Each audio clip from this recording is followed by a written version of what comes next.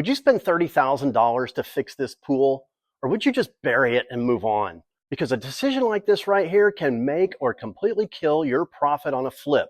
I've seen situations where a tough decision about what to do with the pool caused critical outcomes down the road, ultimately costing time, loss of marketability, and overall home value in the resale process, ultimately wiping out all potential profit margins along the way.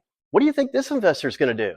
Stick around. We're going to meet up with him and walk through the decision process. I think you might be surprised. My name's Tony. This is Run the Comps. Here we go.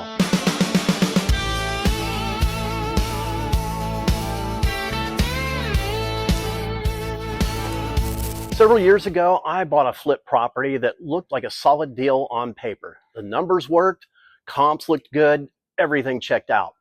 But what I underestimated were the hidden costs. In that case, the house had a pool which appeared to only need minor repairs to fix a leak in the equipment.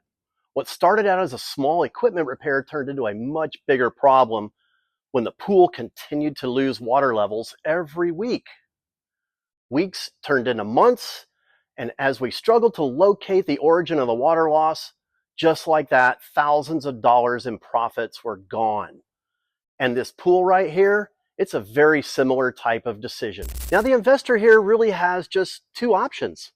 Option one would be to repair the pool, which could be really expensive, time-consuming, and sometimes unpredictable.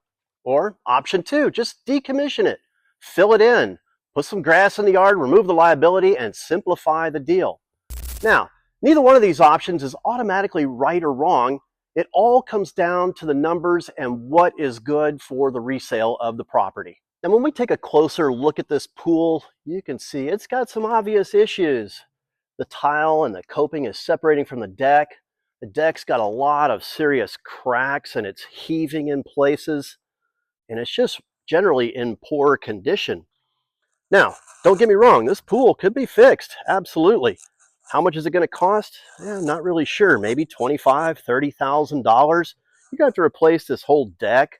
You have to replace all the tile, get the pool resurfaced, and then as you come down here, I don't know if you guys can see this or not, there's a huge crack right over there that runs all the way down and down and down and down. So yeah, I mean, this could have some serious issues that even if you do all the repairs, you might end up having problems with it later on. All right, I was able to track down Jeff. He's the investor on this project and the lead foreman. Lead foreman. Yes. You got that right. So, Jeff, tell me a little bit about this pool. When you first came over and looked at the house, it's clear to see it has a pool, right? Yes. So initially, I knew that it needed some work. Took a look around and saw that the deck was cracked up. So I thought, well, we might have to replace the deck. So, you know, you kind of incur that cost when you're thinking about what offer. Then I look around, I found a crack over here on this side of the pool, inside the pool. Yeah. And then, so I realized it had some work to be done.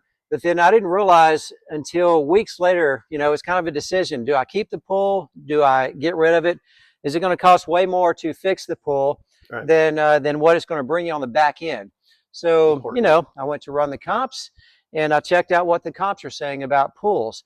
So in this particular neighborhood, there were 3 comps and 2 of them did not have pools and they sold for top dollar, which is what I'm looking to get.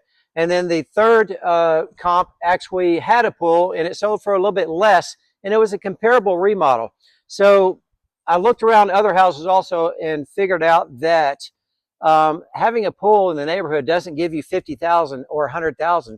So if I put $20,000, $30,000 into the pool, I'm not going to get that much more on the back end. Right. So that helped my decision to just do away with the pool, get rid of all your stress, having to worry about the pool, doing the rehab. When you have inspections, it's another issue that you have to deal with. Right. So it made my decision easy, just running comps, figuring it out. Okay, cool. So your decision is really comp based and really based on what the market will bring. Exactly. It's money based. I mean, when you're flipping a house, it's all about money.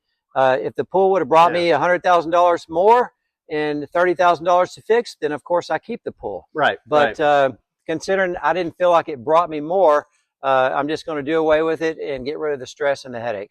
All right, cool. So it looks like what what's the decision here is that you're going to just decommission it, knock it down, fill it in, Yes. and put some grass in the backyard, and Of course. And then we're going simplify your project. Yeah, we're going to focus on a nice patio, a 12 by 20 patio with a pergola. So that's going to be the backyard instead of the pool. Excellent. Excellent. That's a great strategy. Yes. So here are our takeaways from today's property visit. And that is that a lot of people assume that a pool adds value, but in many markets, it actually limits your buyer pool. Families with young kids, buyers worried about maintenance, insurance costs, it can turn people away. A house with a pool isn't for everybody. And just like plumbing, electrical, and other systems, once you start repairing a pool, you can uncover more issues. Structure problems, leaks, equipment.